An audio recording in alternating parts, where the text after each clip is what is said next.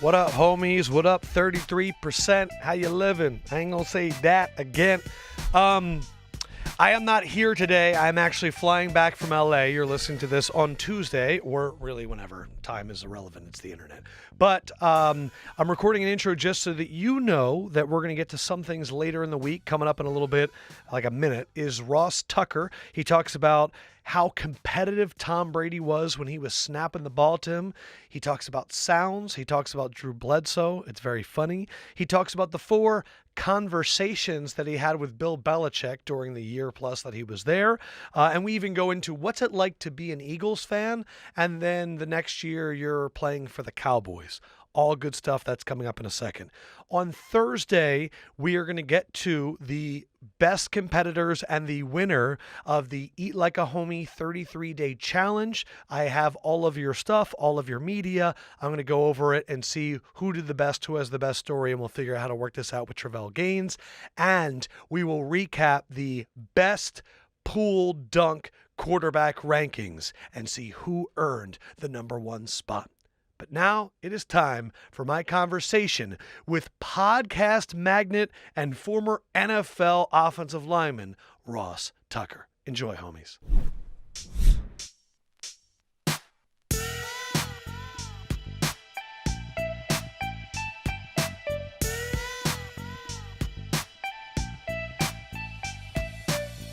All right, let me do one final check. And Ross Tucker, according to my Twitter account, you have 199.9 thousand followers, and it is fucking killing me. Because you walked in, you're like, I think I have 200, and I was like, dude, I've been checking it. How long have you been at 199.9? I don't know how long I've been at 199.9, but I've been at 199 for a while. But you know what's weird? 199,926. Wow. Is what it says. What's crazy about, though, is on my laptop, it says 200. Like on my laptop, it rounds up. Yeah. But it doesn't round up on my phone. My phone says 199,000. So one of my main questions was, like, you probably passed so many milestones. First time you got to 10,000. First time you got to 100. Yeah. But each time, are you like... Because I know, like, when I was at, like, 29.9 thousand, I was like, get the fucking 30, let's do this. Yeah, you know what? I mean, I just feel like this sounds bad, but, like, there's a lot of people in the hundreds.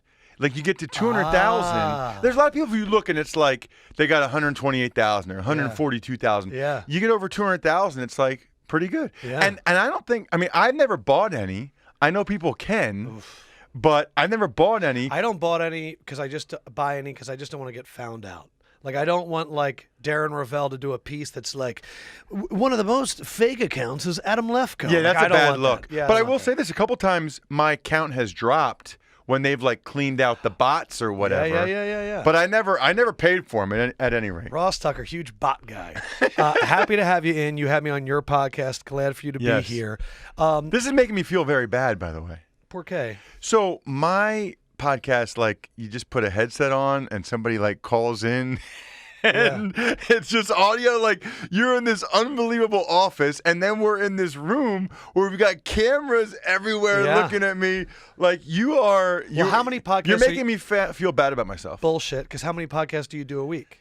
A bunch. Yeah. Ross Tucker Football Podcast, Fantasy Feast, Even Money's for Gambling, the College Draft Podcast. But the thing is, Ross Tucker Football Podcast, 3 times a week, and during the season, I do that daily. So you have, like... I do 9 a week channel. during the season. 9 a week. Yeah. So for me, what I realized is, because a lot of what my off-season show has been is more interview-based. Yes. I can't do interviews over the phone. It's just, I'm an interrupter, and, like, so on the phone, that makes it hard. And since I'm only doing 2 right now in the off-season, it's like, let me do more in-person, real stuff. It's so much better. But once the season starts, it's nuts. Because we're all trying to keep up with that constant flow of game, and then a Thursday game, and then a Monday game, and then the storylines change. Well, you know what's funny is if I had to do it over again. So I finished playing in 2008. I retired, and I was writing for Sports Illustrated, and ESPN hired me away to write for them, and they said, do you want to host our podcast? I was like, yeah.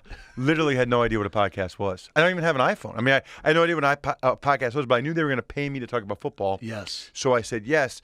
So they had a format where it was like during the season every day, and it was more or less like your 30 to 60 minutes of NFL news consumption for the day. Sure. So that's what I did. And then after 3 years, kind of built that up and went out on my own. It's been a great venture for me. But in hindsight, I would never do a podcast that's time sensitive. Because during the season, it's every day, Monday, Tuesday, Wednesday, Thursday, Friday, and I don't want to change it now because I don't want to change. I've got a pretty good built-up audience at now. At the same point, you put out that Tuesday podcast at like 8 in the morning, and then at 10:30 news breaks. Right. Kicks you right in the gut. So that stinks, but then I'm coming back the next day. Yeah, true. But like I tell people now, like I go to the NFL's broadcast boot camp every year, and there's always guys there, and they're like, "Oh, what should I do?" And I'm talking to, a bunch of guys like Penn State guys, like Matt McGloin and Mike Mowdy and those guys. I'm like, whatever you do, don't start a time-sensitive podcast, and don't start a podcast that talking about the NFL or talking about college football. I'm like, what you guys should do? You should have a podcast that's called Legends of Penn State Football, and you interview Matt Millen and Franco Harris, because then people can listen to them whenever and forever. Yeah. Like my Monday podcast, like during the season, maybe that's a bad example because I'm breaking down all the games, but a lot of times, by the time I do the next podcast, nobody gives a shit about the podcast before. I know. And it makes it really hard to get huge numbers that way. I feel like you get huge numbers if people can always care about your podcast, if that makes sense. But what you're doing right now, all these interviews you've been doing, which have been awesome. Oh, thanks, you had man. my college roommate, Kyle Brandt, on. That's so funny that you guys were roommates together. Was it an assigned roommate, or did you guys pick each other because you played football together? Football, fraternity, and same eating club. If we're going to stay on the topic of food. So how much did you weigh like in your peak playing career? I would typically go into training camp between 320 and 325. Wow. And like back then I could have. And what do you think your natural weight was? I don't know what that means. In all sincerity, everybody always asks me that, and I never know. I'll say this. Because I don't think people realize that offensive linemen have to work to be big. They just think they're naturally huge. Well, you're either one of two ways. There are some guys that have to like get up every 3 hours and have 6 more hard-boiled eggs. Like Trent Brown was in here. That man doesn't need to eat to gain weight. Trent Brown fit in this room? I thought he was going to break the chair. Is that not unbelievable? His hands are so big. But no, he's the kind of guy that has to eat healthy and train. But then there's I would imagine the smaller white guards that have to be the ones that bulk up. Yeah, so I actually now have to work harder to stay down. I'm not a guy that had to work to get up. I know guys that really had to work to stay at 300 pounds. I wasn't like that. But dude, I would go to Chipotle and get 2 burritos and just house them both. I remember in high school when I was really growing. Did it feel like a free pass? Because everyone's out there worrying about that stuff. And when you're an offensive lineman, you're kind of like, fuck you, I'm eating 2. It didn't seem like a free pass because it just seemed normal. It only seemed like a free pass if the person I was with commented about it. Gotcha. But I'm not even joking. Like in high school when I was really growing, I went from 5'9", 150 ninth grade, 6 foot 170 10th grade, 6'3", 210, 6'4", 250. I would go to Subway. I would get 2 footlongs, double meat, bacon, and we'd be with like girls. Like it's like a Friday night, and a girl would get a 6-inch like turkey or something. You'd be like, you can finish that? I would get 2 footlongs and destroy them on wheat though, because I'm crazy healthy like that. Yeah. On wheat. So I would have 2 footlongs. I mean, like, and that was like my normal. And then I see that you wrote when you retired, you did an hour of cardio every morning at 5 a.m., Cheerios and skim milk at 7, 80-calorie yogurt at 10, turkey sandwich with mustard on wheat bread at 1, apple at 4, 2 chicken tenders on the George Foreman grill. You were eating like around 1,000 calories when you were retired. Like when you retired, did you just say, I'm shedding all of this? So I've heard that you only go one of two ways. You either balloon up or you drop it right away. I hurt my neck on the wedge against the Ravens. I herniated my C5, C6, bruised my spinal cord, and I was so upset about that. Football was my identity. And it's not like I have other interests in life and like I went to Princeton or whatever, but like anywhere I went, starting like junior year of high school, people were like, there's Ross Tucker, the football player. And Ross really, Tucker, football player. Yes, and even since 6th grade, even if other people didn't look at me like that, since 6th grade, I looked at myself like that. Like, I liked being, like, I always see these guys that are like, I'm so much more than a football player. I can do this. I can, like, and that's fine. Like, I never had a desire to be that guy that beats my chest, says I'm so much more than a football player. Like, no, I'm Ross Tucker, the effing football player. Like, I love that. So to have that in one snap, I said to the doctor, I'm like, what do you think? He's like, he did stuff with my fingers and toes that showed I bruised my spinal cord. Damn. When I did my C5, he's like, dude, you're 28. He probably didn't say dude, but he said, you're 28. You went to Princeton. Like, you got to get a real job now. He said, once your spinal cord's been compromised or affected, he's like, it's just not. So I was real upset about that. And the only way I could get that energy out, I had to immediately put all of my football energy into something else. Yeah. And all of the sadness and anger and whatever about it being over finally, I put it all into losing weight. And I'm not kidding you when I tell you, I think when I got hurt, I was like 315. It was like third preseason game. By Christmas, I was 248. Is that healthy? I don't think so. To lose like 70 I don't think pounds it in is. like 3 and months? I wasn't lifting at all. I was rehabbing my neck and just doing an hour cardio in the morning and then another like 30 minutes to an hour in the afternoon. You said my diet. I was so hungry, Adam, and so miserable. Oh, man. That when I ate those 2 George Foreman chicken tenders at 7, I would go to bed at like 7:30. My wife was studying for business school because she knew my football was over. It was like her turn. Yeah. And she was like, go to bed. Because I was so... You would just snap. I was so angry. I was so hungry. Yeah. She's like, if it got past like 8:30, I would be like... She could just tell I was angry. I was so hungry. She's like, just go to bed, Ross. I don't want to get in a fight with you tonight. Just go to bed. So listen, I've been doing it's 33 days of eating like a homie because the listeners are the 33%. So we've all been challenging ourselves to eat healthy. And one of the questions that I get a lot is, what do you do at night when it sucks? And the advice I usually say is brush your teeth because then you don't want to eat anything. But I'm glad you're saying this so that people out there know that they're not alone. Because that nighttime is the worst. It is the worst. You know what's weird? So I did like the small meals every 3 hours for like 10 years. And it kind of stopped working. And by the way, so I started to do media. You're going to love this. I started to do media. And I have a huge head, right?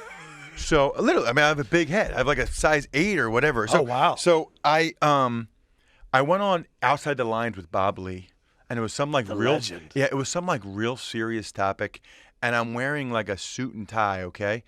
And I didn't lift for 5 months, and my neck was a little atrophied because I hurt it, right?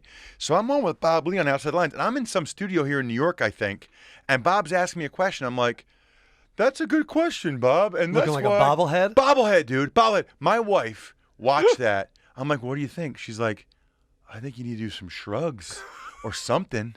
She's like, you look like a bob. She's like, you look like a skinny nerd. You look like my wife's the person, like she fell in love with me when I was 300 pounds. Yeah. She'll say to me, what is that? I can feel a rib. What is that? Like I have, and like she's like, she wants you bigger. yes. That's and she's so like, funny. She's like, hi, but she liked me. Hi, I'm Adam. I have the opposite relationship. I literally, so when we get married, I haven't seen a rib, and I go, damn it. Yeah. Dude, your voice is unbelievable. You know, what do people, can I say, when I hear your voice, I think, Ooh. What do you hear, Russ? I hear, exactly, you just did it. I hear like late night radio disc jockey. Yesterday, the other day, producer David and I were talking about doing fake radio promos because I love when I call into radio stations and it's like Charlotte, North Carolina, and the promos for the radio stations themselves are always ridiculous. It's like, do you like a sports radio station that punches you in the face? And like, I love that shit. What's really funny is, I don't think I've talked about it here, I hated my voice for a long time. I went to Syracuse. My teachers used to be on CBS Nightly News. You see posters of Mike Tirico's and Bob Costas, and all of their voices are perfect. And here I am with the voice of a 50-year-old divorcee, and I'm like, this is fucking awful. Say divorcee again. Divorcee. So, but now, dude, I love that. But now your voice is awesome. Now it's become something I like. Yeah. And, smoking daddy cigars and drinking all that bourbon accentuated it more. So it worked out. You have like an awesome voice. Thanks, that's like man. that's a real positive. I'm working on it now. Yeah. Oh, so now you like. Well, now you have me thinking about it, so now I'm going to live in this No, world. but do you smoke cigars and drink like like there are people daddy that cigars, Ross. Daddy cigars. Yeah, are there it's not people the same thing as a cigar. Got it. Are there people that there used to be people that like smoke cigarettes? Yeah, like under the table while they're doing the news. Right, Oh, because on purpose? No. No, no, they did it on purpose for their voice. You're not doing it for your voice. No. It's just yeah. Yeah. At this point, though, my brother makes fun of me a lot because if I smoke a daddy cigar, I start sounding like Batman. Like I'll just be sitting there and I'll be like, "Why are we doing this?" And he's like, "What the fuck are you doing?" I'm like, "There's no reason for us to be here right now." And he's like, "Stop with the character acting." You mentioned the Eagles before. Yeah. To me, I am family friends with Justin Pugh, who's now down the Arizona Cardinals. And I know that it bothered him for a while that here he was playing for the New York Giants, a first-round pick. Yeah. And all of his friends are still wearing Eagles jerseys to those games. You played for Washington and Dallas. Yeah. And yet you were raised in hardcore Eagles country. Yeah. And I always hear NFL players tell me, as soon as you get drafted, the fandom washes away. I don't know if that's the case with you. Well, no, I'll tell you what happened. So what happens is when you're like a junior and senior in high school, and then when you're a college football player, you you don't lose your fandom, but you're so invested in what you're doing at that point that you're not as invested in the Eagles. You're not really looking at the fandom, but you might be looking at a guard that's playing your position. Like you might be looking at John Welburn and looking at like what he does. Yeah. Gotcha. Like no, I was still like if you asked me Jermaine Mayberry. Right, if you asked me in college, good I was references. still I love him. If you asked me in college, I was still an Eagles fan. But like on Sundays, we would have meetings the day after a game. I didn't get a chance to watch that many Eagles games. I do remember this though. I think it was like my junior year of college. They had this thing where it's like the Eagles played like a Thursday night game. Okay. And it was a bus, like, some student sponsored thing. It was a bus to go to the Eagles game. I was like, I'm in. It was free. It was like $10. So I'm in. I got one of my teammates to go with me. No, a couple actually. One was from Philly, went to Cardinal O'Hara. The other one was from Del Barton. We get on the bus. They get tickets to the game. Get on the bus. So we go. This might have been 2000, 99 or 2000. So we get on the bus, and I'm just hammering daddy Donovan. sodas. Yeah. I'm just hammering daddy sodas the whole time, right? We get there, and this is legitimately funny. We go down. I think they might have been playing the Rams. I go down during O-line warm-ups. At this point, I'm feeling pretty good, right? I go down during O-line warm-ups, and the O-line is like doing their drills. And I am screaming. I think Steve Everett was their center. Nice. And I'm screaming at Trey Thomas. I'm going, nobody respects you, Trey.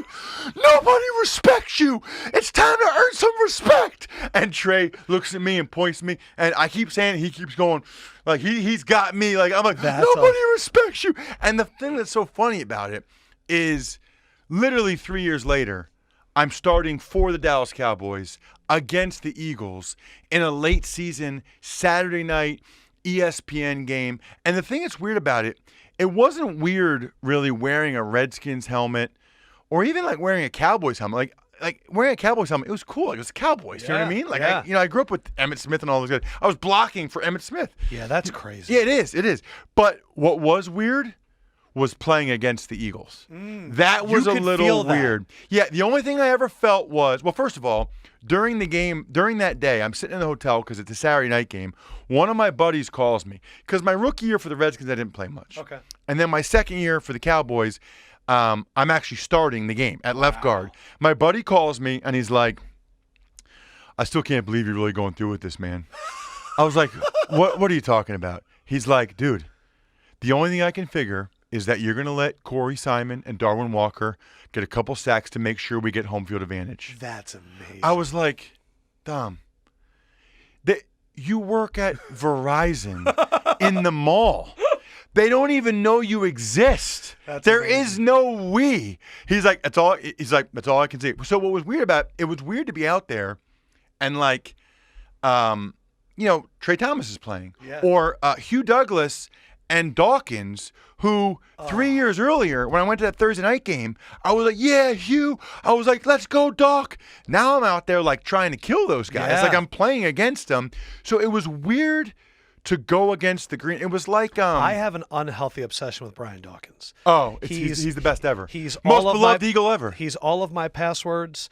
He was my AIM screen name. I was saying this to Kyle last week, but to face him, I'm curious when they would watch the film of him, like what was the reverence that coaches and players, like whether it's him or an Ed Reed, someone, and I'm not just safeties, but like a Ray Lewis. When you guys were facing somebody special, what was that week of practice like hearing about that guy? Did they become mythological, or would the coaches break them down and make you – because I'm hearing Belichick, beginning of the week, he builds them up. End of the week, he breaks them down, the opponent. How would they handle like superstars, though, to guys like you? I think it varied. Some coaches would say, hey, you better bring your lunch pail this week. Like you're going against, even like I remember starting a game against the Ravens. It was like Kelly Gregg, who was a huge pain in the butt. He was like 5'11", 280, and you could never get any leverage on him. Yeah, he was a fireplace. Yeah, exactly. He was yeah, exactly. So I remember, but sometimes they would try to downplay the guy, like if they thought it depended on who they were talking to. Like if they thought you needed confidence, they'd be like, you got this. He's older now. Yeah. He's overrated. So you could kind of tell what they thought about you and your confidence based on how they would describe it. I do remember this, though. I tell people all the time, the best player I ever played against was Ray Lewis. And it was 2004. I was starting at center for the Bills in Baltimore. And I could just tell by the scheme that I was going to have to block him a lot. And to your point, the one practice squad offensive lineman was like, yo, Tuck, you got to block Ray like almost every play. And I said, F him. I'm going to kill him. This is my time to make my statement to the rest of the league. I'm going to make a name for myself. Yeah. F him. I'm going to kill him. That is not what happened in the game. That is what I was hoping would happen. It's like pausing, and it's like, that 20 minutes later. That was not what happened. I'm not even. That's great. But here's the two things that you need to know. Everybody listening needs to know about Ray Lewis.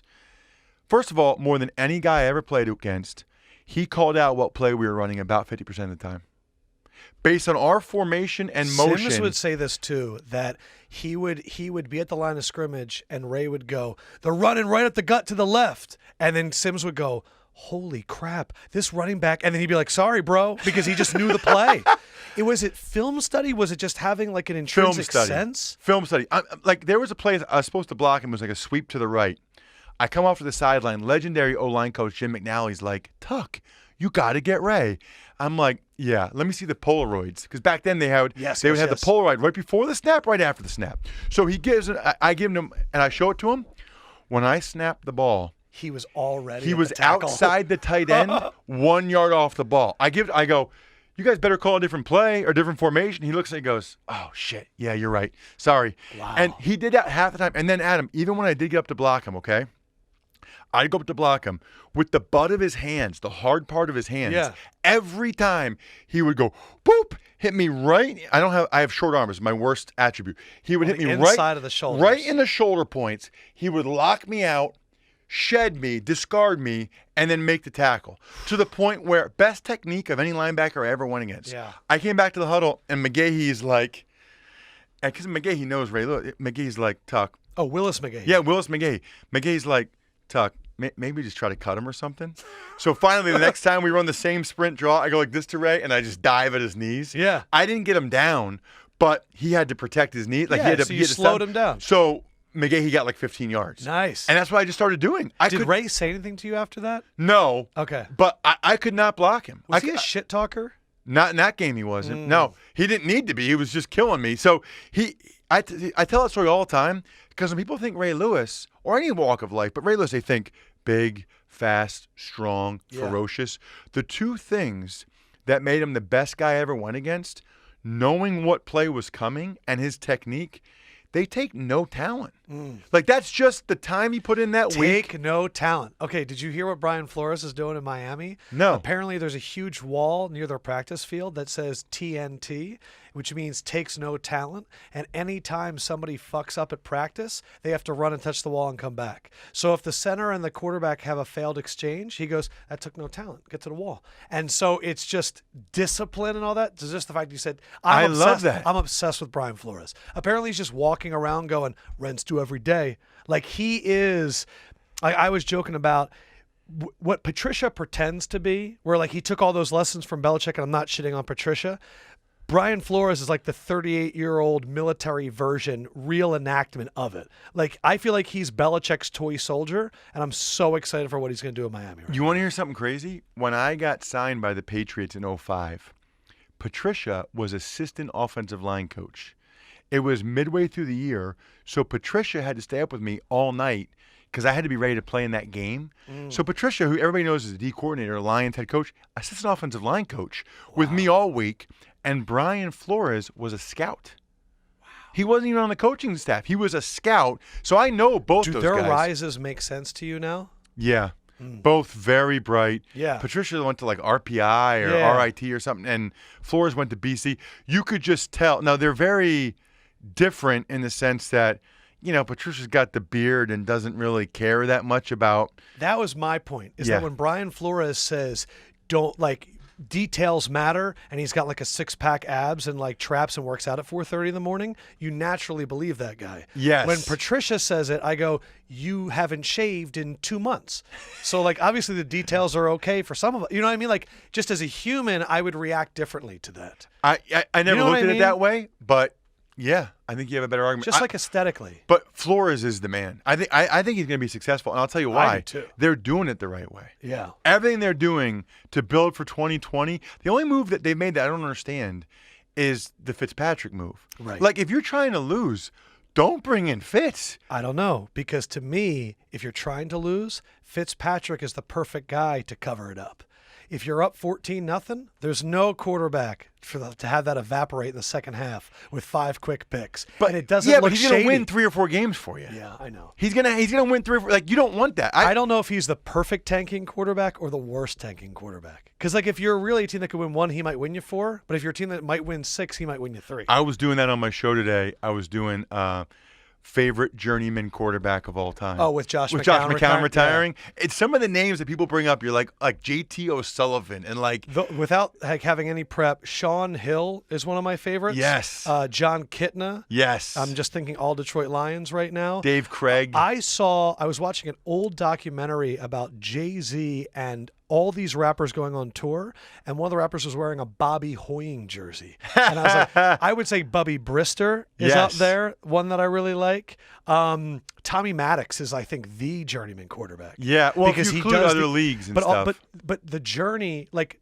Tommy Maddox and then Kurt Warner, now he's the Hall of Fame, I wouldn't put him as that. But Tommy Maddox being kicked out of the league and having to use the XFL to come back in the league and playing in a playoff game, we're talking about journeyman. I mean, that's a fucking Here's a journey. question. Would you consider, like, Mark Brunell or Jeff Garcia journeymen, or did they have too much success with the Jags and Niners I would to say be considered a Brunell journeyman? is not a journeyman because I believe he was the face of the Jaguars. Yes. But I look at Jeff Garcia and the amount of disrespect he got and how many teams he played on, I would say he was. Even though he had a few years where like his quarterback rating was like the highest of all time with the Niners. Yeah. That Niners team never felt like T.O., it never felt like his team. Right. I think if it was ever your team, I don't consider you a journeyman. Yeah. Like Brunell, it was his team. Yeah. McCown never had a team. Never. Like Brian Hoyer is a journeyman. The thing about McCown, I remember interviewing Emmitt Smith.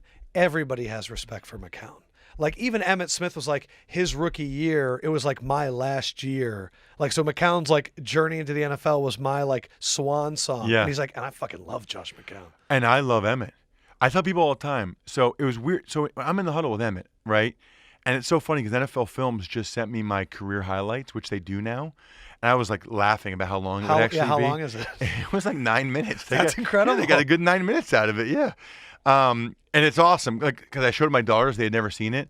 And a lot of it is Emmitt scoring a touchdown and then me running in and hugging him. Yeah. And my daughters are like, Daddy, why do you hug so much? I'm like, well, because I'm happy. And that's the all-time leading rusher in NFL history. But what I tell people all the time about Emmitt that's so funny is So first of all, he'd been playing since I was like 10, right? But he was small and he was slow. But somehow he always got yards. What do you think it was? We had the worst offensive line in the league. He was really small. He's so slow. Yeah. And somehow any little nook or crevice or cranny, and he could follow blocking. It's so interesting you say that because I think Emmett is defined by the offensive lines of the early 90s, the Larry Allen lines and all that, where we discredit him because the line was so good. Exactly. But as he played longer, that didn't stand the test of time. I'll tell people that say that, watch 2002 because we stunk. Our quarterback's a friend of mine. I was in his wedding, Chad Hutchinson, but we did not have a great passing game. Jason Garrett, Princeton guy, journeyman. Yes, the O-line, journeyman, yeah, the O-line was not good. And yet, Emmett, I remember on Thanksgiving, we beat the Redskins. He had like 150 yards. Like now we were the first team in like 11 years. He didn't get 1,000 yards. He had like 960. Damn, that must so have been weird. we left. Yeah, it was bad because the last game that was like all we were trying to do. Yeah, was get him 1,000 yards because it was like the purpose. season was over. I'm sure for him it was vision. When you talk about Ray, you talk about guys like Zach Thomas, talk about guys like Junior Seau, that ability to read. And I hear that you actually laid a smack on Junior Seau one time. Yeah, who told you that one? Man, don't worry about it. Dude, you are well researched. So, one of my favorite plays ever. I'm playing. It's 2003. I'm right guard for the Bills. I pull right on like a sweep to the right. Kind of, they call it a G scheme, right? So the guard Before pulls you to the finish right. the story, can I ask you a question? Yeah. When you come around to the right, what is the best situation that you could see, and what's the worst situation that you can see? Because I know that for a second you're kind of blind, right? Yeah. You're kind of turning that corner. Yeah. So what's the best thing you can see and the worst thing that you can see? So it's weird because they're the exact same thing. What? The best thing you can see is nothing because it's like, wow, it's really well blocked and I can go up on the next level. Right. But that's also the worst thing because that probably means that the linebacker is coming to blow up your freaking hip as hard as he can. And you're pulling around the tight end or the tackle. You can't see him, but he sees you. Right. And he knows exactly what you're doing. And what people don't realize is, like you'll see on TV like a 320-pound guy go flying. You have no power in your back hip. Like when you pull and run, there's no power if someone hits you So here. if that hits, you just collapse. Yeah, you go flying. Oh, there's wow. no power in your back hip. So those guys are taught when a lineman gets out there on a screen or a lineman pulls, they're taught to back hip you because there's no power there. Wow. And so if there's nothing there, you're looking inside because you're like, I'm about to get killed. So anyway, so I'm there, and say I was one, he knew what was coming before the play, right? So I have to block him. He starts to slide out before the play. I'm like, oh my gosh. So I snap, and he hits me. He jacks me up like 4 yards in the backfield because he knew what was coming. He went on the end of the line of scrimmage, came screaming off. So I hit him. We engage. Travis Henry was a running back.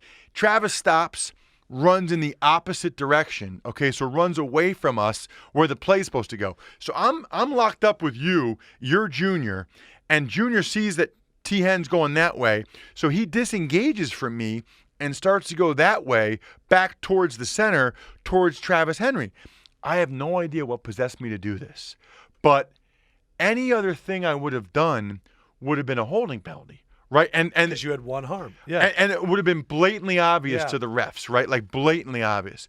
So for some reason, my gut reaction was to take my right hand, an open hand, and hit him in the back of the head as hard as I possibly could. Okay? Like I guess my thought was the momentum. I didn't think anything. It was just a reaction.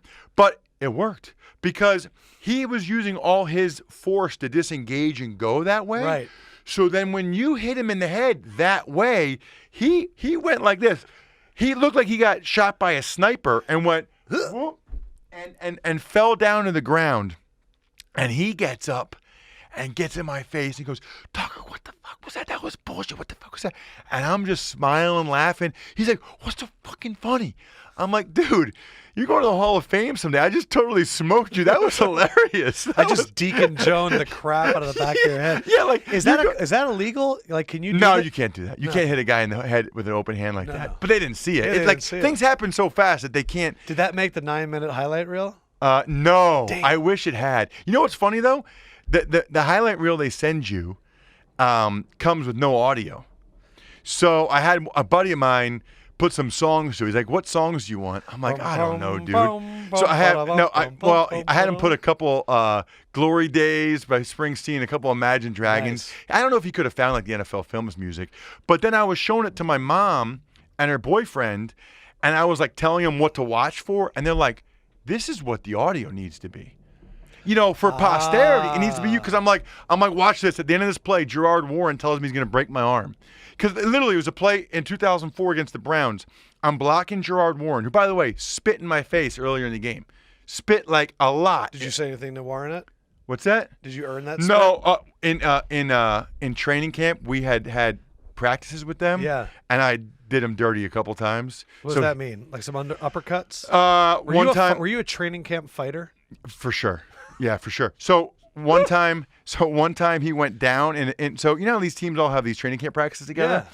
Buffalo did it with Cleveland, and one time, like he came on a stunt and tripped and went to the ground, and I speared him while he was on the ground. You guys love doing that shit. I love it. And then in one-on-ones, Sam Weiss told me I was his hero when he saw that on tape. What? And then we're doing one-on-ones, and I know he's all pissed at me now, right? So I know he's going to come off firing low and try to kill me because he's so mad at what I just did in that other drill, right? So as soon as the snap comes, rather than trying to engage with him, I just lift up and take my two fists and thunder strike the back of his pads because he came off that low. Wow. That I just went whap, and he went face first, right? And everybody's laughing at him. Yeah. I mean, it was glorious. And this was 101, so it's in front of everybody. Right. And this is one-on-ones during practice, right? So he can't get me. He can't get back at me. Well, we play him like week 11, week 12. And he was waiting. So first play of the game, after the play, he had a mouthful of water that he must have done on purpose, spits all the water in my face. He played the first play with water in his mouth. Yeah, he must This is have. awesome. There's no way anybody has that much spit. It was like a lot. It was like a lot of water. He's like, second play, Alvin McKinley did something. How did you react to getting spit in your face? I was like, what the hell was that? And I went back in the huddle. Here's the thing, though. Then the next series, they came out, and they did the same thing. They didn't spit at me, but they were pushing me after the play. So their coaches clearly had showed them the video of what I did from practice. So then there's a TV timeout. And I'm not even kidding you, Adam. Ask any guy in the Buffalo Bills during the TV timeout. I walked over to the Browns defensive line, and I said, hey, guys, I'm sick of it now. I'm breaking one of your fucking legs on the next play. And I walked back to the huddle. I was just sick of it. I go, during a TV timeout, I walked over, I'm breaking one of your fucking legs on the next play. And I walked back, and we came out for that next play, and Alvin McKinley is like, Tuck, we're cool, man. We're cool. It's good. Because, as an offensive lineman, you can.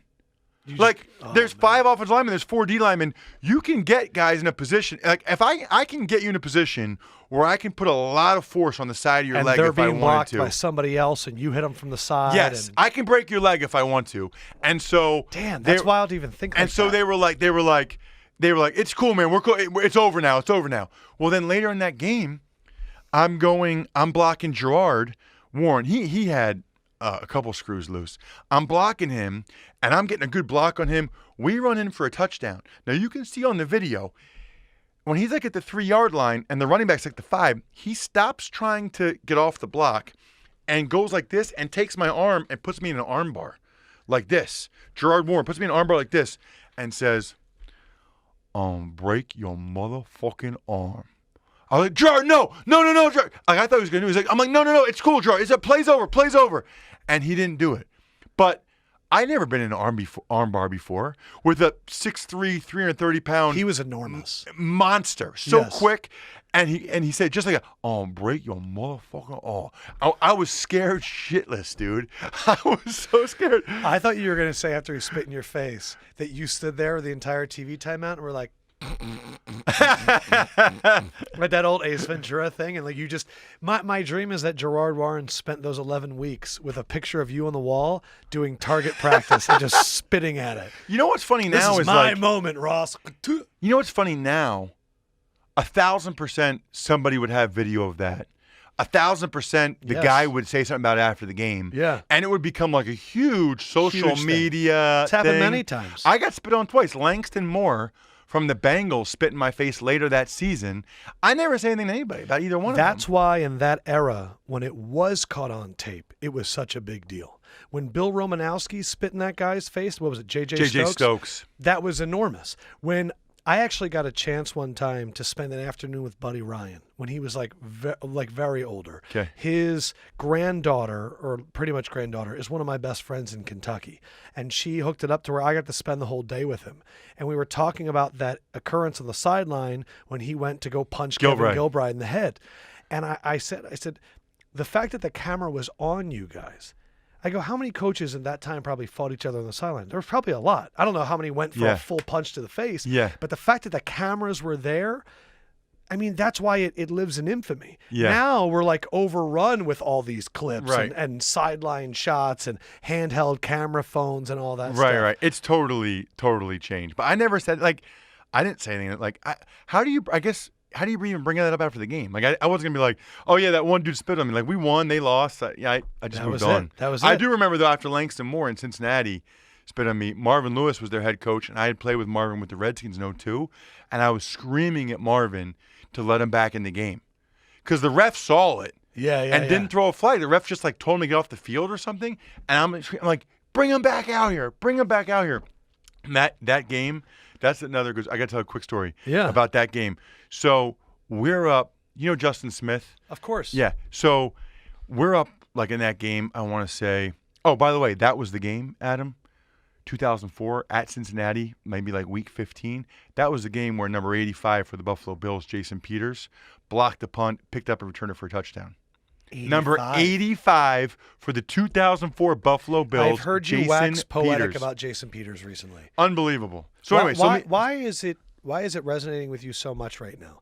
I heard you on Dave Damashek's podcast just talking about him still being able to play at this level. Like, what is it about him that's speaking to you right now? Dude, he's like 38 years old. We played together in 2004. It hurts my back, and I weigh like 255 now, to stand at a bar for my third beer. Like, if it's like 25, 30 minutes, I'm like, I got to sit down.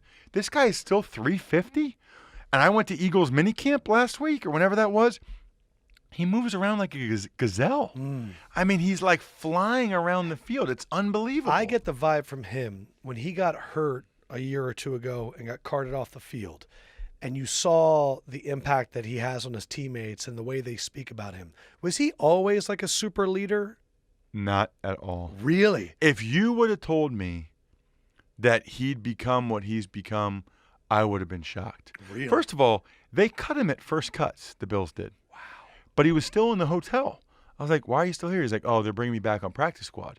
But back then, the first cut went down to 65, and they needed other dudes to get through the last preseason game. So they cut him at the first cuts. Jason Peters was cut at the first cut to 65. From 80 to 65, Jason Peters was cut, hanging out in the hotel because they were bringing him back on practice squad as a tight end. It's unbelievable. And then I remember when they moved him, I was the day they moved him to offensive line, okay? He was playing tight end. They had him come down to do one-on-ones. And I was never very good at one-on-ones. It's a very difficult drill for an offensive lineman. Except for that one time against Gerard Warren, yeah. But it's a very difficult drill for an offensive lineman.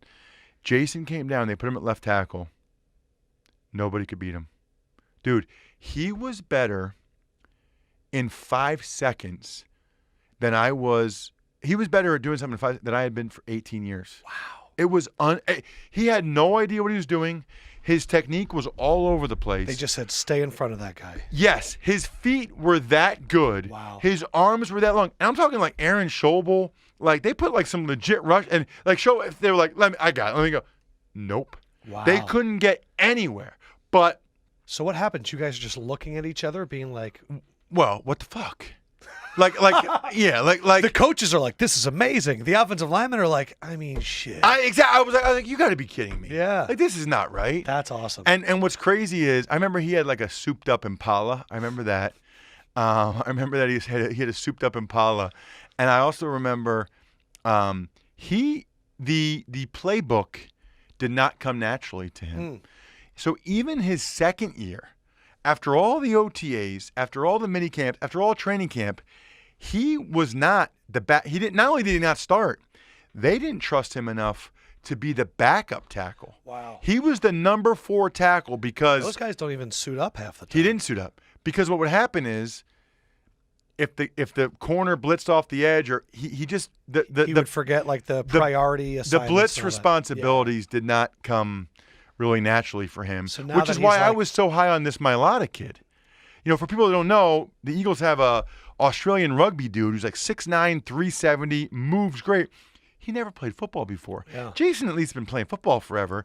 I'm watching Jordan Mailata last year looking awesome and looking like he knows what he's doing. Yeah. Like he was better. Jordan Mailata was better last year in those preseason games as a rookie, 21-year-old, than Jason was his second year. So that's why I said I got a lot of attention. I said, I don't think this guy's going to be a starter anymore. I think he's going to be like an all-pro. Like he's that That's why good. drafting Andre Dillard's interesting for the Eagles. Yeah, two thoughts. One is, you know, Mailata went on IR with a back injury. Oh, that's true. Last year. Yeah. So as a guy that had a back surgery in Buffalo, I was never the same. Yeah, when I hear back, I just go, they'll never be the same again. I've never heard a guy say, I used to have a bad back. Yeah. You still always have a bad back in some way, shape, or form. Like, talk about Tiger Woods, that's all I ever hear. Yeah, so I don't know. Like, maybe Mailata is totally fine. He's practicing everything, but that might have been a concern. And also, there's still some unknown about Mailata. Right. Whereas I think my guess is the Eagles felt like it's just too important of a position. And I would say when to you leave watch the that chance. team lose Jason Peters and you see trying to get Vitae out there, Yes. and especially with Brandon Brooks coming off an Achilles, all the shuffling that might need to Yes. happen. And you don't really get a franchise left tackle at 22 in the draft every year. Correct. It kind of worked out in their favor. And I think their thought is if Mailata ends up being unbelievable, then great. Maybe we can trade him or trade Dillard, or maybe we'll just have 3 awesome tackles. You know what I mean? Like, Yeah. the Eagles have a history, whether it's Runyon and Trey Thomas or whatever, they want to be good at tackle. Yes, they do. That is very, very important to them. I just realized, too, you're doing the preseason games for the Eagles this year. Yeah, it's Everyone's awesome. talking about the impact of Mayock going to the Raiders. You're like, holy crap, this opens up. I got a chance right now. So what's weird is I did the NFL games for Westwood One every Sunday for like 7 years. Westwood One Radio, a national game. This past year was the first year Westwood One decided not to do Sunday afternoon games. So instead, I did Eagles pregame for WIP Radio, which is the station in Yep. Philly. If you're from there, you know. A lot of people listening won't know, but it's the station. So I did Eagles pregame. So part of that is, you know, with the Eagles and whatever. So I'm doing their pregame for their Saints playoff game. And I'm sidelined for Westwood One. So it was awesome. I call it the vaunted double dip. It's because I get paid to do Eagles pregame and then sideline for Westwood One. So I get checks from both. So that week, Mayock takes the Raiders GM job out of nowhere. And so literally I'm on the elliptical at the hotel, and Howie Roseman comes on the elliptical right next to me. Yes. And you know, he's got a big game that day. You know what I mean? And he knows me. We're not like friends, but he knows me. I said, "Hey, Howie, I just want to let you know, like, I would love that preseason gig." You shot your shot right Yeah, there. I would love that preseason gig. You know, it would be a dream job for me. Yeah. And he's like, guy, he's like, that's not my department. He's like, but if they ask me, I think you do a great job, basically. And then I told the guy that's in charge at the game, I said, look, I know this is the last thing you're thinking about right now, but I just want to say while I'm in person, like, I've been watching those games since I was 6 years old. Sure. I can remember being at the Jersey Shore, and they would want to go to Springer's for ice cream. I'd be like, nope, it's the third quarter against the Jets, preseason game number 4. I am watching this. You know what I mean? Yes. Like, I was that guy. Quentin Caver might get on the field today. So anyway, I just awesome, told him it was a dream job, and so with Mike leaving, and since I had worked for them that year, Yeah. ended up working out. So it's cool. Like, you know how Hastings, Nebraska, Uh-huh. it's a tough business. Yeah. So when things work out such that somebody gets a dream gig, it's really cool. And it's not like I'm doing Monday Night Football. It's not like it's a whole season. But for those 4 games, that's like, it sounds weird to say, but like on some level, it's a bigger deal for me than Monday Night Football. It's the Eagles. Yeah. You know what I mean? Like, it's the Eagles. And it's kind of cool, too, because Reading is an hour west of Philly, and it's kind of a rough city. It's kind of fallen on tough times.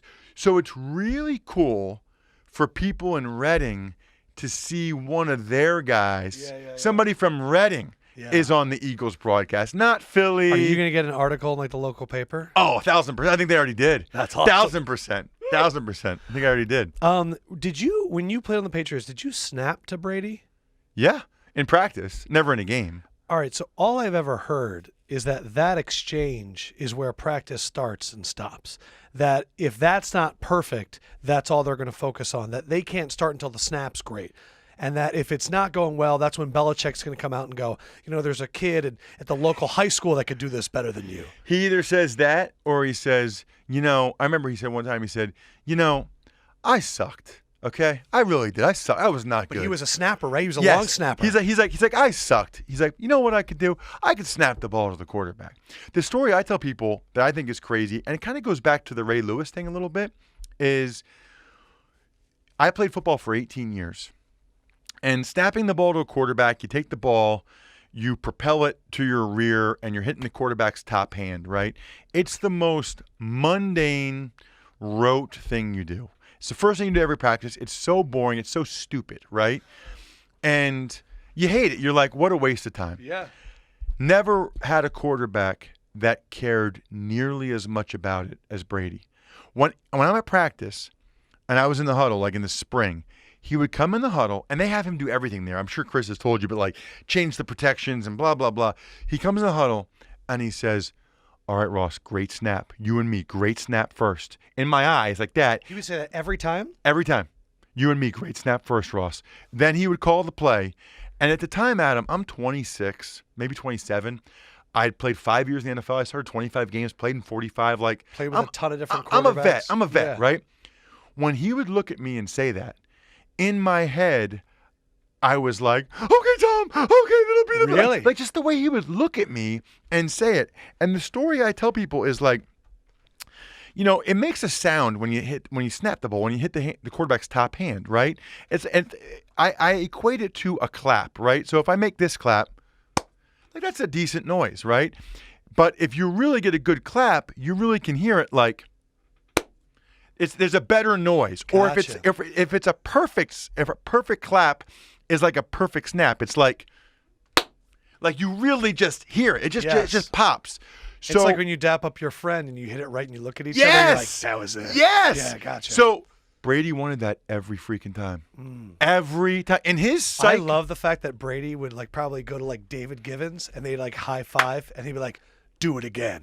I want perfect high fives. He's just demanding on all in that. his head, though, in his psycho head, I mean it as a compliment, that perfect snap, okay, that perfect noise lets him go back from center a little bit faster and then lets him see the defense a little bit quicker. He's not readjusting the ball. He's not trying to find the laces. And it lets him get the ball out a little bit quicker to the right. In his mind, okay, I'll talk to college or high school football teams, and by the time you're a senior and you've been doing the same drills for 3 years, you're like, whatever. I know how to do this drill. It's like the kick slide drill or whatever. You're like, this is just stupid. Let's get to the game. It's like already. an NBA player doing layup lines. Yeah. Guess what?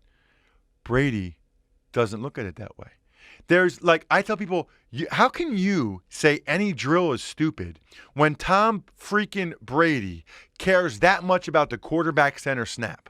When it's that important to him, in his mind, every second he's out there is a chance to get a little bit better. And everything he does, it's like, why are you trying to do it unless you're trying to do it perfectly every time? It's unbelievable. So you seem like somebody that can be self-aware and that can also evaluate people's psychology. Was there ever a time where you looked at Brady and you were like, you're fucking crazy? Did you ever ask him why he's so crazy? No, but we would I'll give you an example of him being crazy. I'll give you a couple of examples. Agility drills in the off season, the ladder drill, he was not good at that. He's not athletic, right? To the point where at times I remember people laughing. We'd all go through the drills. You'd see some of these DBs and wide receivers. Yeah. Exactly. Yeah. And then Brady would go and we'd all kind of laugh. Left, right, left, right. Yeah, left, and right. he'd be like, I'm doing it again. The guy had already won 3 Super Bowls. Like, nobody cared. He's like, I'm doing it again. Like, because he thought I can do the agility drill a little bit better. I'll give you another one. This might even be better than the snap one. They signed me midway through the 05 season.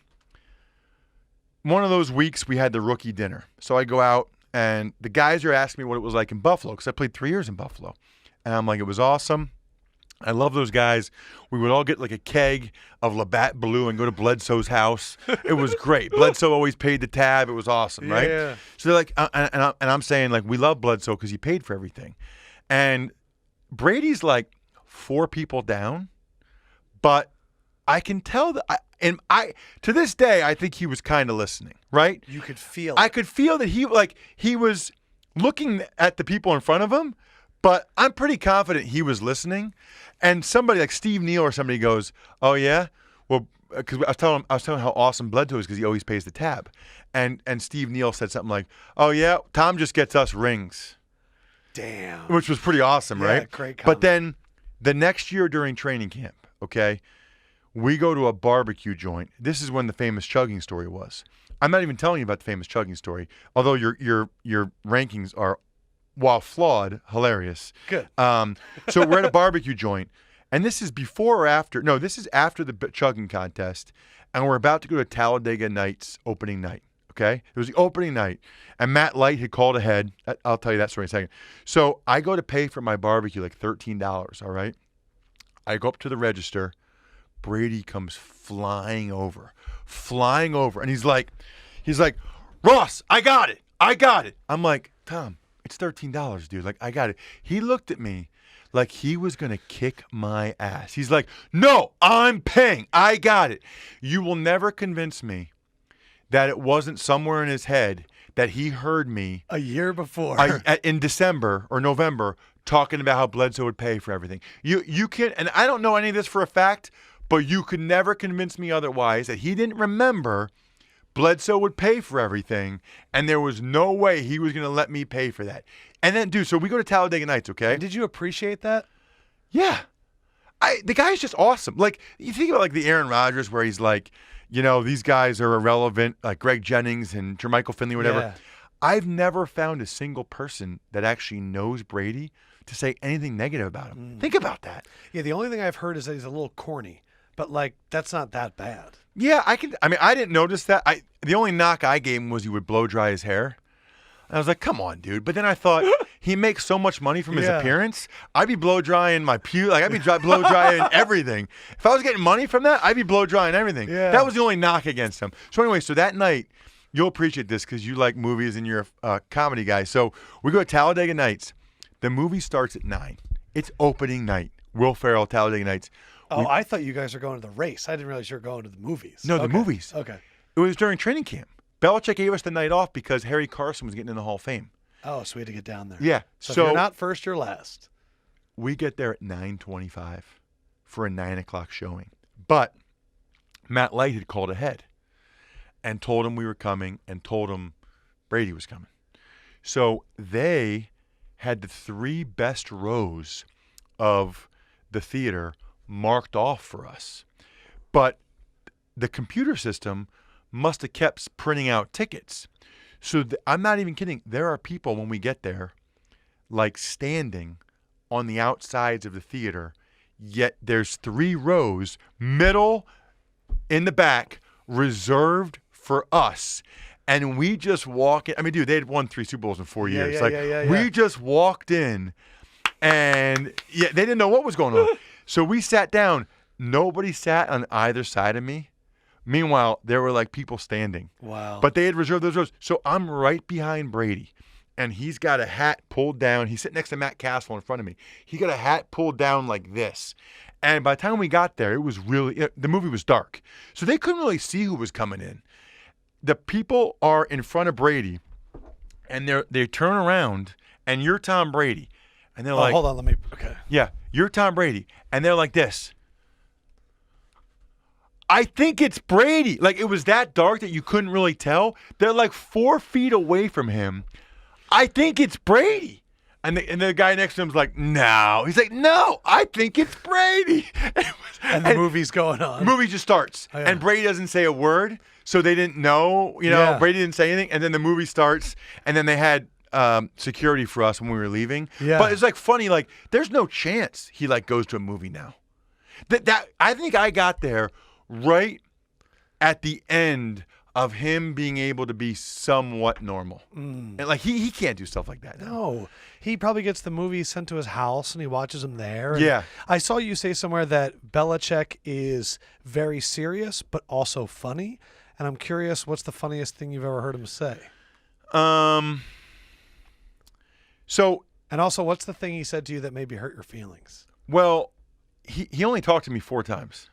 Awesome. The whole time I was there, 4 times, and that's a good thing because That's a book. It's called 4 Conversations with Belichick, and you turn each conversation into a life lesson. there you go. It's not bad. He it's 100%. I'm sure Chris has told you this. It's 100% negative reinforcement there.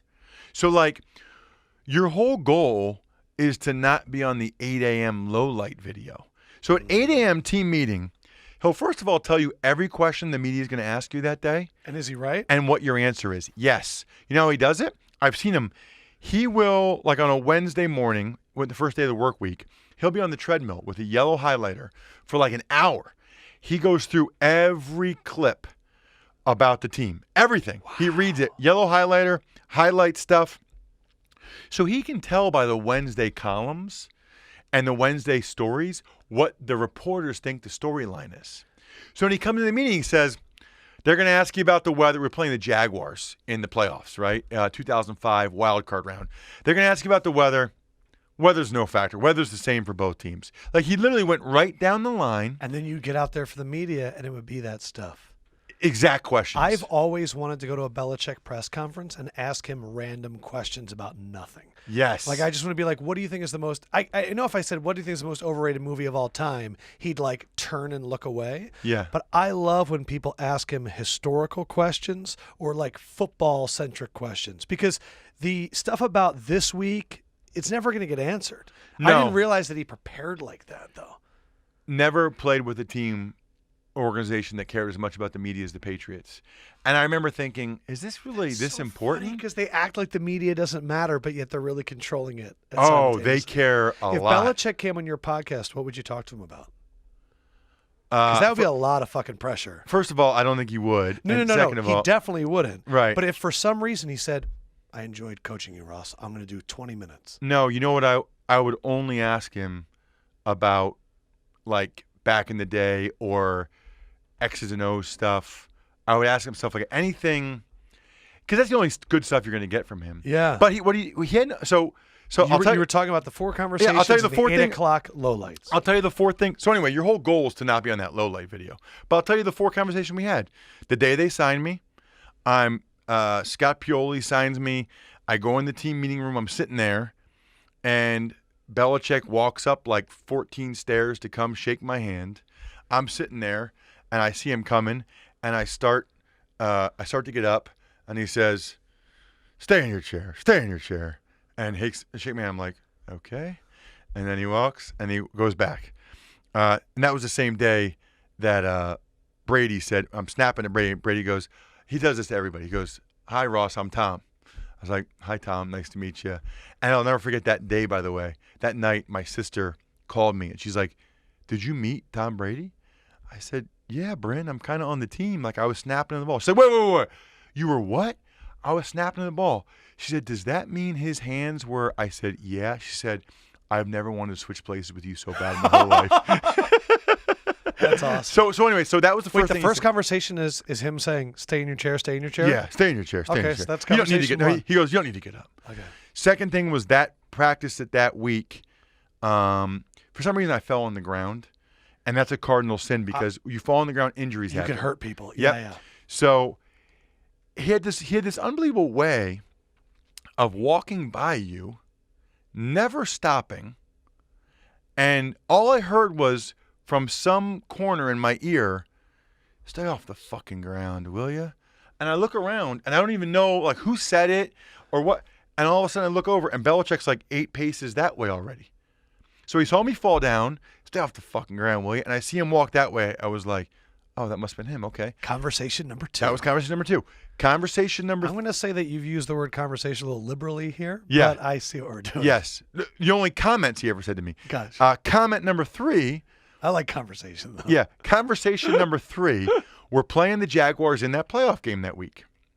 And my college teammate, Dennis Norman at Princeton, was starting at center for the Jaguars that week. And Belichick, again, I hear this noise out of nowhere. It comes from behind. And I just hear somebody say, we got half the fucking Princeton line in this game. And I'm looking around, and he's over there, and it was Belichick again.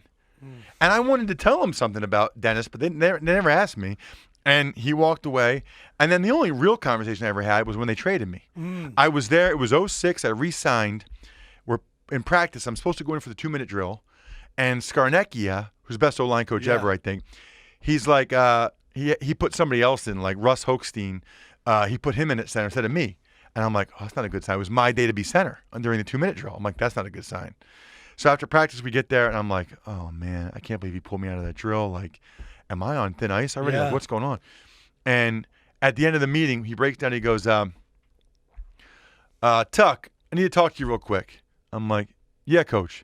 He said, I've been told that during practice we traded you to Cleveland. Now, Adam, I had already been cut 3 or 4 times in my career.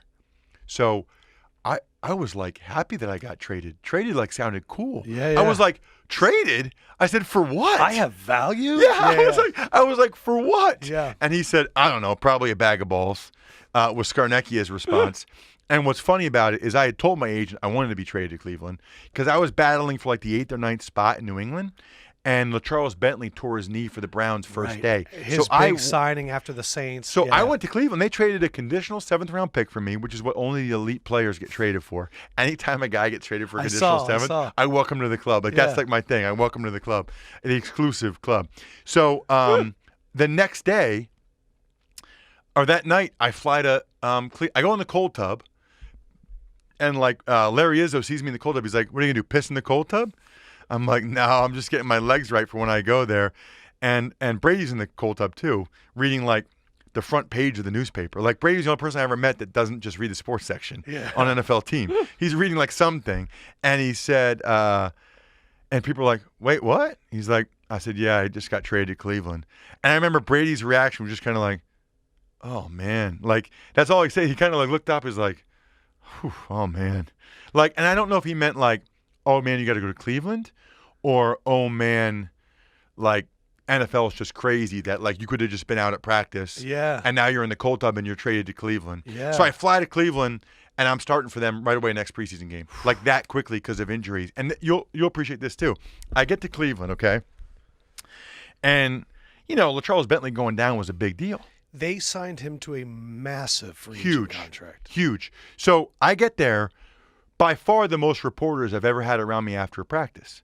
It's middle of training camp, nothing else to talk about. You are the story of the moment. That day. Everybody I'm the story of that day. You are the whoa big off season. Yep. Right so I have like 12 cameras, 8, all kinds of people around me, and they're asking me questions. Ross Tucker's veteran experience will help Brown's O-line adjust to winning ways or some bullshit. Yeah. And what's funny about it is they're asking me like, you came from New England, like, what's your perception of the Browns? And I always tell this story. I said, well, I hear great things about Romeo Crennel. Everybody in New England raves about him, so I'm happy to be here with him. We've got some unbelievable young talent with Braylon Edwards and Kellen Winslow. Charlie Fry's an up-and-coming young quarterback. God. It's a really exciting time to be a Brown. I always tell this story because I say, like, if I could have told the truth, right, my exact response would have been, Romeo Crennel is way too nice of a head coach. That's not going to work. Maurice Carthon has no idea what he's doing as an offensive coordinator. Kellen Winslow and Braylon Edwards are punks who went offside 4 times in practice today. That's not going to work. I don't think Charlie Fry has a prayer in hell of being good. But you know what? They're going to pay me football. They're going to pay me money to play football in Cleveland this year. So I'm happy to be here. I wish that would have been. How awesome NFL would it be? players could do How that. awesome would it be if you could just tell the truth? That literally would have been what I said. I would have been like, this team's going to stink, but they're going to pay me money to play football in Cleveland, Ohio this year. So I'm thrilled to be here. I'm happy to be here. Thank you for asking me. I would love it. That's why when we see a Jalen Ramsey or a Martellus Bennett or even Baker last time when he made the Duke Johnson comments, a lot of the NFL established former players are like, that's not going to fly. You never talk about another man's money. Yeah. I at the time just went, shit, man, Baker really is out here living like a cowboy and speaking that truth. Yeah. Now, I know that's not going to last forever, but there's a reason why I love doing video segments or whatever with young guys before they're in the NFL. It's not beaten out of them yet. Yes. They still think that they can make that comment before the Georgia-South Carolina game and get the fans riled up, and they get tweets and they get that dopamine that feels good. After a while in the NFL, it gets sucked out of you. It does. Well, you just learn. And then the game ends, and then they want to join the media, and they need to bring it back all of a sudden. Right. They can't. The 110% doesn't work anymore. Right. You can't do that anymore. No.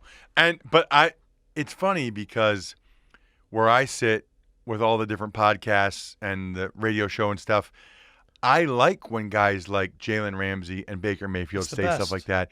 It's great topics. Yes. But even like the stuff Jalen did recently with they're going to have to pay me an ungodly amount. Yeah. They're not getting a discount. That just doesn't help you. No. I mean, you got suspended last year. And by the way, you got the fifth-year option in 2020, so they might not even have to pay you next year. Like, why do you think they could tag you after that? Right. Why do you think it is that they didn't pay you yet? Because you put videos like that out there. It's just not smart. It's tough because I'm always at this crossroads. I want individuality. I like shit talkers. I love people speaking their truth. At the same time, business-wise, it's always smarter to shut the fuck up. Yes. The only time it's worked is Antonio Brown. It's the only time. And I firmly believe that blonde mustache and the mink coat and the hair and going to all these events, it was to convince the Steelers that he was not stable and he should be moved. And to that, I applaud him. So it was great you believe strategy. it was really all by design. The fact that and you're not concerned about his mental stability at all. I think that the fact that the day he signed with the Raiders, the mustache came off and he shaved most of his head, I went, that's really interesting. It was the day he got to Oakland. I think you might be right. Because my thing is he's very eccentric. But people that work out 3 times a day, like I also think that he is, you talk about someone whose identity is wrapped up in their athletics. I think Antonio Brown is obsessed with that kind of stuff. He has changed so much. So I used to be the moderator of all the panels at the Rookie Symposium. And he was so different there. I even remember his first couple years in the league. He would come up to me on the field before the game, be like, "Hey, what's up, man?" Like, just like a normal kid. Yeah. And then a couple years ago, I had to interview him on the sideline, after a Westwood One game, and it was like, it was like the Tom Cruise thing, standing on the couch for Matt Lauer. It was like, wow, he's totally changed now. But at the same point, I think the thing that I try and remember is a lot of these guys enter the league at 21, 22 years old. And then they become stars at 27. And then they become really stars at 28, 29. And then when they're 30, their career's over. So for me, I think about how different I was at 22 to when I was 27. And I think about how I wore suits all the time in Hastings, Nebraska. And I really didn't have that many opinions. And I wasn't even confident in my own opinions. And then I thought about when I was got to New York at 27. That's why I give these guys so much of a pass, because to me, it's more normal to be an Odell, to be a very rich 25-year-old that wants to go to Monaco, than it is to be a J.J. Watt who'd rather have a cabin in the woods and improve every day. That's why we marvel over those people with work ethic. So I think the people that are the Tom Bradys, the J.J. Watts, the perfect people, they're more weird to me than people with flaws. Because every day I see people with flaws. Well, and I tell people all the time, there's no handbook for being young, famous, and rich. NFL does so many things to try to help these guys. Yes. But even my buddies, okay, high school and college that are well educated, they'll be like, man, how are those guys like that? I know for a fact, I've seen my one buddy at Atlantic City try to double down on 37 cents.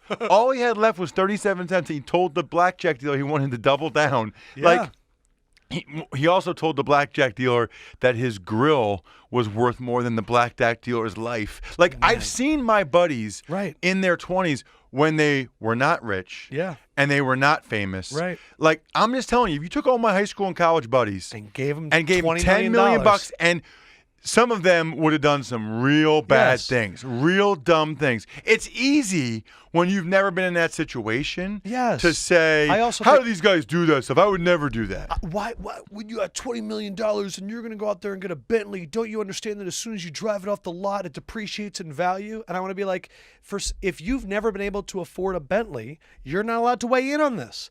Because the true thing is, these kids grew up and went, I'm going to be a star.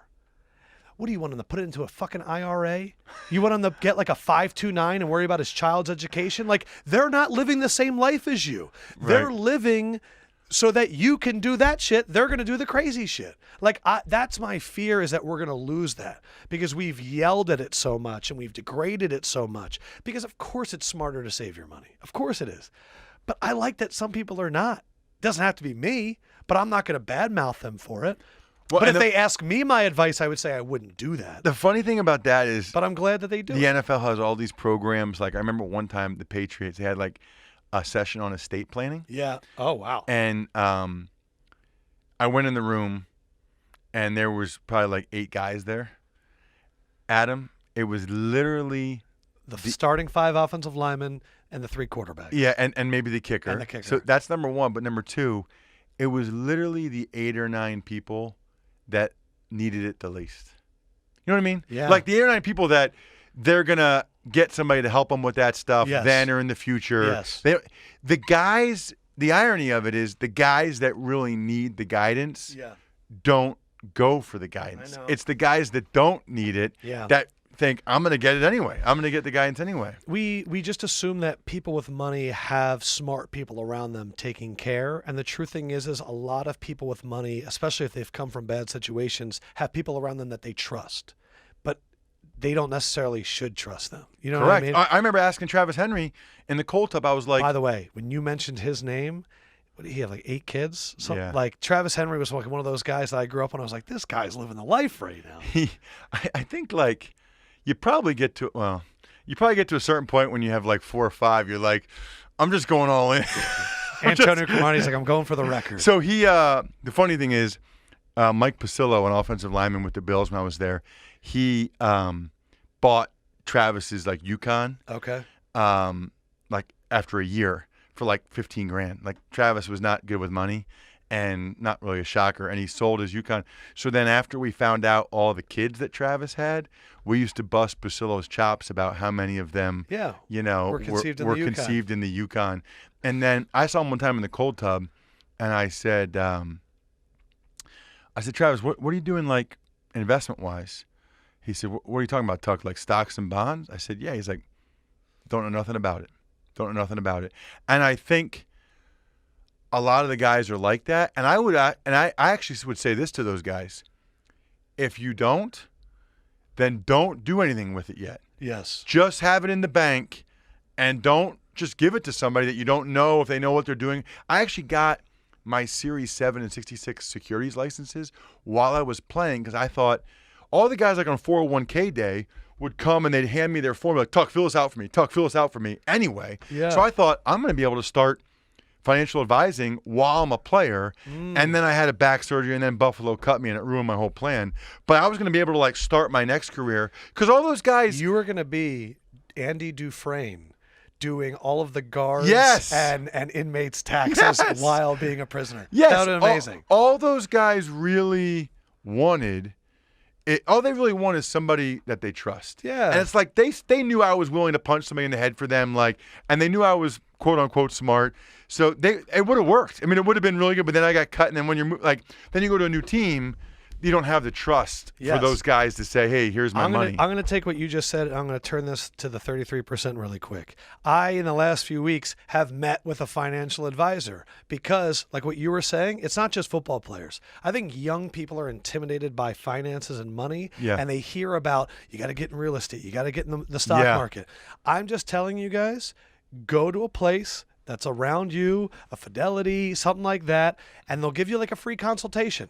And they'll just show you where you are. So if I can turn this into actionable stuff for like non-football players, like if you feel as though you're behind, realize that it's all fucking okay. Just go and ask somebody. Yeah. That's the advice I'm going to give. Yeah. And if you want, ask multiple people. Yes. Oh, don't just settle on one person. And make sure you see what the fees are and the hidden fees, and then go with the person that you like. That felt useful. That was awesome. All right, good. That was good advice. Did you enjoy this? Awesome. I could literally do an hour and a half, but I've realized that we've already done like an hour and 25. It's unbelievable. So we could do like another 4 hours. Because I know I haven't touched on everything. Did you get the 200,000 yet? How long are your podcasts? I didn't even realize it really doesn't matter. It's the internet. Nothing matters. It's awesome. All right, Ross Tucker NFL on Twitter, and let's build the Instagram. What are you on Instagram? At Ross Tucker NFL. At Ross Tucker NFL on both. Okay. Yep, I got the same. I need some Instagram people. All right, I post, every game I go to, I post a video of the press box food. People love it. People love the press box food. I have in here, Ross is obsessed with press box food spreads. We just didn't get to it today. You'll have to come back next again. time. All right, check out your podcast. Just type in Ross Tucker. Ross Tucker Football Podcast, and there's a bunch. You go to rosstucker.com, you can see all. You like gambling, you like fantasy, I got it for you. And he does a podcast with Evan Silva, so you know it's good. Yes, Fantasy Feast. Yes. All right, Ross, you're the man. Thank you, Adam. Appreciate you. Homies, holla, holla, holla. We'll talk to you later. 33%. You are the shit. We'll see you soon.